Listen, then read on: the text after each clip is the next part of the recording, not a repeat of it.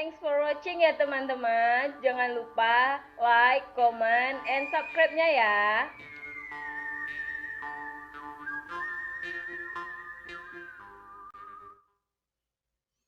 Bismillahirrahmanirrahim. Assalamualaikum warahmatullahi wabarakatuh. Selamat pagi para pelajar antropologi, dimanapun kalian berada. Pada sesi kali ini, saya ingin melanjutkan kuliah kita yang tertinggal karena memang dalam beberapa waktu kemarin saya sangat disibukkan oleh pekerjaan-pekerjaan lain yang memang harus butuh perhatian sehingga agak sedikit agak terkendala dalam memberikan arahan-arahan dan kuliah-kuliah yang seharusnya sudah kita lakukan dalam beberapa minggu kebelakangan kemarin. Baik, untuk tidak mengurangi waktu karena kita sekarang sudah memasuki musim mid-test, ya, saya akan sedikit menambahkan materi terkait dengan mata kuliah kita antropologi budaya atau antropologi sosial. Kemarin saya sudah ceritakan bahwa manusia adalah animal simbolikum, ya. Jadi manusia itu adalah hewan yang menggunakan simbol. Simbol-simbol itu artinya adalah dibentuk, ya, hasil dari arbitrasi, ya. Arbitrasi itu arbiter, suka-suka, ya. Jadi ada kesepakatan seperti itu di antara warga masyarakat sehingga menimbulkan kesepakatan tentang sesuatu budaya atau kebiasaan, ya. Jadi mulai dari kebiasaan, kemudian diwariskan, kemudian menjadi tradisi, sampai menjadi adat istiadat dan disebut dengan budaya. Jadi tahapannya seperti itu. Itu sudah saya tulis di dalam buku saya, ya. Cuma mungkin beberapa di antara kalian sudah membaca buku saya itu, ya. Baik, kemarin saya sudah ceritakan sedikit sekilas, ya, tentang wujud kebudayaan. Wujud kebudayaan itu ada yang bersifat abstrak, ya. Artinya ideasional, ya. Jadi hanya dalam dalam tataran kepala kita, ya. Jadi kepala kita itu penuh dengan ide-ide, ya, penuh dengan nilai-nilai dan penuh juga dengan pengetahuan, ya. Dan budaya itu disosialisasikan, diajarkan, ya. Maka seiring anak semakin dewasa, maka semakin berbudaya karena makin banyak pengetahuan, pengalaman yang dialami oleh panca indera mereka, ya, dari mata, mendengar dan lain-lain sehingga mereka diharapkan bisa berhasil dalam kehidupan berbudaya dalam bermasyarakat. Maka wajar kalau anak kecil masih dianggap kurang berbudaya, ya, dianggap tidak sopan, kita masih memaafkan. Tapi kalau sudah semakin besar, dianggap kalian sudah berbudaya. Jadi dalam konteks budaya yang bersifat abstrak, ini disebut juga dengan covert, ya, covert culture, ya.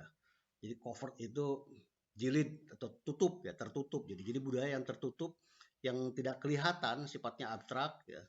Misalnya di sini bisa dilihat, ya, oleh kalian, ya, ide-ide itu kalau bisa dilihat melalui tulisan, ya, melalui ucapan atau melalui perilaku, maka budaya di samping bersifat abstrak juga bersifat konkret, ya, atau overt culture, ya, budaya yang kelihatan. Maka budaya-budaya yang saya atau yang kalian perlihatkan, ya, apakah tulisan, apakah perkataan, ucapan, perilaku itu adalah bentuk dari budaya yang bersifat konkret, ya. Jadi wujud kebudayaan itu ada yang bersifat abstrak, ada yang konkret, ya. Kemudian ada juga yang bersifat bersifat apa? Sosial, ya, sifat sistem sosial, ya. Sistem sosial ini digambarkan antara individu, ya, dengan interaksi dengan lingkungannya, ya, dengan lingkungan. Lingkungan ini ada dua, lingkungan fisik maupun lingkungan sosial. Kalau lingkungan fisik, ya, kita lihat di alam sekitar kita, tanaman, tumbuhan, hewan, ya, itu lingkungan fisik, ya. Kalau lingkungan sosial tentu kerabat, tetangga, ya, masyarakat. Nah, wujud-wujud ini disebut dengan sistem sosial, ya. Sehingga wujud budaya itu ada dua, ya, materi dan non materi. Yang materi tadi jelas kelihatan, ya. Nah, di dalam praktek ini maka kemudian dikembangkan oleh lebih lanjut, ya, dalam tataran budaya-budaya yang bersifat ideasional itu oleh Klein Klukon ya. Klein Klukon itu melihat tentang makna-makna kehidupan manusia, hakikat kerja, hakikat karya, hakikat waktu ya. Itu dilihat dalam konteks kebudayaan itu oleh Klukon ya. Oleh karena itu makna hidup manusia itu bisa terlihat oleh perilaku kalian ya. Sama dengan saya sampaikan berkali-kali, kalian ini sedang disosialisasikan oleh saya untuk berbudaya. Berbudaya itu jangan hanya dipahami sebagai bentuk-bentuk kesenian, tari, nyanyi dan lain-lain, termasuk pengetahuan ya. Pengetahuan tentang antropologi, tentang sosiologi, tentang teori sosiologi dan lain-lain. Itu artinya saya sedang memberikan pengarahan ya, supaya kalian paham apa yang kita pelajari, apa yang kita pahami ya. Kemudian kalian bisa berperilaku sesuai dengan konteks-konteks seorang calon intelektual dalam konteks sebagai calon sosiolog atau antropolog seperti itu gitu. Nah, oleh karena itu, wujud kebudayaan paling tidak bisa dilihat dalam bentuk 7 ya. 7 bentuk budaya universal ya. Pertama misalnya bahasa ya. Itu bahasa jelas paling umum karena memang manusia bisa berkembang, bisa menggunakan simbol karena adanya bahasa ya. Bahasa ini bisa dipahami dalam bentuk ucapan ya, termasuk juga dalam bentuk tulisan. Maka budaya semakin berkembang pesat ya ketika ditemukannya tulisan. Tulisan-tulisan itu bisa mewariskan tentang pengetahuan-pengetahuan kesejarahan yang di masa lalu ya. Seperti saya mengetahui tentang antropologi dan lain-lain, tentu sekarang saya membaca.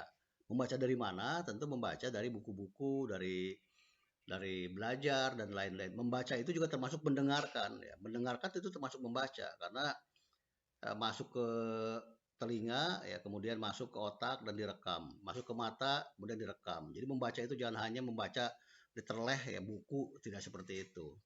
Nah, tentu untuk membaca, untuk mendengar tentu ada bahasa ya. Karena tidak mungkin kita bisa mendengarkan sesuatu tanpa bahasa, karena bahasa adalah hal yang utama dalam konteks berperilaku budaya. Maka bahasa itu sangat berkembang. Jadi di mana-mana setiap kebudayaan pasti ada bahasa. Bahasa berbeda-beda. Kenapa? Kemarin di awal kuliah saya sampaikan ya, ada yang namanya cultural area, daerah kebudayaan. Daerah kebudayaan itu tentu disesuaikan dengan lingkungan fisik.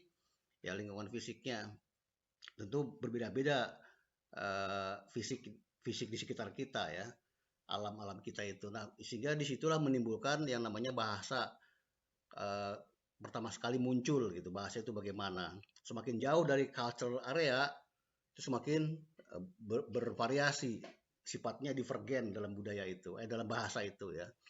Maka kita lihat misalnya Indonesia dengan Malaysia kenapa mirip ya, karena dalam satu cultural area ya. Makin jauh ke utara ya, itu makin bervariasi lagi, makin jauh berbeda dia. Masih ke Thailand, sampai ke Kamboja, sampai ke Rohingya dan makin jauh. Tapi di antara mereka itu juga ada kesamaan gitu. Maka inilah variasi-variasi budaya seperti itu. Kemudian juga sistem pengetahuan. Salah satu bentuk unsur kebudayaan yang kedua, sistem pengetahuan. Ya, sistem pengetahuan itu bisa dilihat dari pola-pola kepercayaan kita, pengalaman kita, pemahaman kita ya. Sistem pengetahuan. Jadi setiap budaya punya sistem-sistem pengetahuan yang dia pelajari dari lingkungan fisik maupun lingkungan sosialnya. Kemudian ada organisasi sosial. Pasti ada. Setiap budaya ada organisasi sosial ya. Apakah itu sistem kekerabatan, ya sistem perkawinan, ya kemudian macam-macam ya. Sistem penetapan setelah perkawinan, ada materi lokal, neolokal ya. Ada yang materi lokal dan lain-lain. Itu bentuk-bentuk sistem organisasi sosial ya. Termasuk gotong royongnya ya. Ada subak, ada batobo, ada macam-macam ya. Ini bentuk-bentuk organisasi sosial yang dibentuk oleh masyarakat atas dasar kesepakatan ya. Atas dasar kesepakatan masing-masing warganya.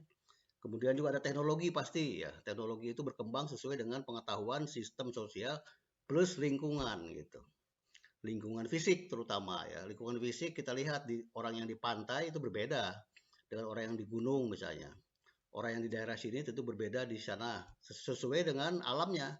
Maka alam melahirkan teknologi-teknologi yang dibentuk oleh masyarakat sekitarnya. Jadi teknologi adalah bentukan hasil dari ide gitu. Ide itu dari mana? Dari melihat, dari mendengar ya, dari juga merasakan. Maka teknologi itu adalah bentuk budaya untuk kemudahan kita dalam berinteraksi. Seperti laptop, ya HP dan lain-lain itu bentuk teknologi. Teknologi ini dari mana? Ya, tentu dari ide ya. Ide itu dari mana? Tentu dari melihat, dari pengalaman dan supaya memudahkan kita. Saya bayangkan kalau misalnya ada situasi seperti ini COVID Corona, kemudian work from home tanpa internet, tanpa jaringan, tanpa apa-apa, bagaimana kita bisa berinteraksi dengan dunia luar gitu. Tapi dengan adanya seperti ini, maka kita dimanfaatkan ya, maka muncullah program-program atau software-software baru yang dibuat oleh manusia, misalnya Zoom, Google Meet, Microsoft Teams, ya, macam-macam ya, termasuk cloud dan lain-lain. Ini adalah bentuk teknologi yang memang disengaja diciptakan oleh manusia. Salah satu bentuk kebudayaan asal atas dasar dari ide tadi untuk kemaslahatan kita. Nah, tentu teknologi ini juga tidak semuanya positif ya. Sama dengan budaya juga, budaya itu tidak semuanya positif, tentu ada negatif. Nah, yang negatif ini tentu kita harus dieliminasi, diperbaiki ya, untuk dikurangi dampaknya. Tapi yang positif perlu dikembangkan. Contoh misalnya budaya-budaya teknologi yang positif ya seperti HP ini kan bisa dimanfaatkan dengan baik gitu. Tapi juga bisa menimbulkan kejahatan ya. Dulu orang menipu harus ketemu orangnya. Sekarang tanpa ketemu orang bisa orang tertipu ya. Bahkan tertipu bukan hanya sedikit, bisa puluhan juta atau ratusan juta. Ya pembobolan bank gitu misalnya. Orang dulu membongkar bank itu harus pakai kunci linggis dan lain-lain. Sekarang tanpa tanpa itu bisa keluar uang seperti itu. Jadi teknologi juga bisa positif dan negatif tergantung pemanfaatan. Maka cybercrime misalnya sekarang sudah mengejala ya. Kemudian juga ada setiap budaya ada mata pencaharian, pasti ada pekerjaan. Pekerjaan ini dibentuk atau atas dasar lingkungan fisik ya. Maka seperti orang yang di pinggir-pinggir pantai atau di daerah-daerah pesisir, tentu pekerjaannya banyak nelayan mencari ikan. Maka teknologi yang dikembangkan mungkin teknologi dalam konteks uh, penangkapan ikan, termasuk yang di pegunungan itu berbeda lagi. Maka sistem pengetahuan pun berbeda-beda. Tadi saya sampaikan sistem pengetahuan yang di daerah pesisir ya, tentu berbeda lagi dengan yang di daerah pegunungan seperti itu. Kemudian kepercayaan ya, sama kepercayaan, keyakinan ya. Keyakinan misalnya di daerah pesisir mungkin karena dia sering melaut dan lain-lain maka ada budaya larung ya, budaya sesaji pada laut dan lain-lain. Tapi di pegunungan juga sama seperti itu. Ya, kepercayaan-kepercayaan, keyakinan-keyakinan tentang mitos-mitos ya, tentang tabu larangan, pantang larang dan lain-lain. Ini termasuk salah satu 7 unsur kebudayaan ya. Kemudian yang terakhir misalnya kesenian ya. Setiap budaya pasti punya kesenian karena kesenian itu adalah ekspresi dari keindahan manusia. Manusia suka dengan yang indah-indah ya. Kita memuji-muji seseorang atau memuji Tuhan dengan puisi ya. Puisi dengan kata-kata yang bagus, yang indah ya. Itu bentuk puisi. Puisi ternyata kalau dibacanya tanpa irama tidak enak, maka mulailah puisi itu dibaca dengan ada irama gitu. Sehingga muncullah nyanyi gitu. Ternyata nyanyi tidak enak kalau tanpa ada musik-musik, maka mulailah orang membuat alat-alat sederhana untuk mengikuti orang sambil bernyanyi tadi dengan musik. Nah, maka mulailah misalnya muncul kesenian musik. Ternyata begitu musik itu ada iramanya enak, orang mulai bergoyang-goyang gitu. Karena mengikuti irama musik-musik tersebut, maka mulai muncullah tarian gitu.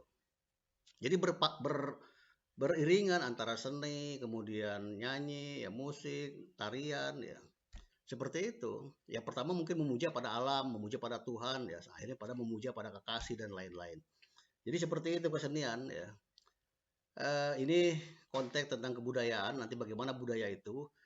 Nah budaya ini juga tidak, tadi saya sampaikan ya, bahwa budaya ini tidak selamanya positif, ya. Gotong royong positif, gotong royong saling membantu gitu. Tapi dalam hal tertentu gotong royong juga menjadi negatif. Membantu yang mana misalnya? Kalau membantu dalam misalnya contek menyontek, kalian plagiat, membantu dalam kemaksiatan misalnya, membantu dalam macam-macam, itu juga jelek gotong royongnya gitu. Kemudian nepotisme, bagus kan nepotisme? Nepotisme bagus ya.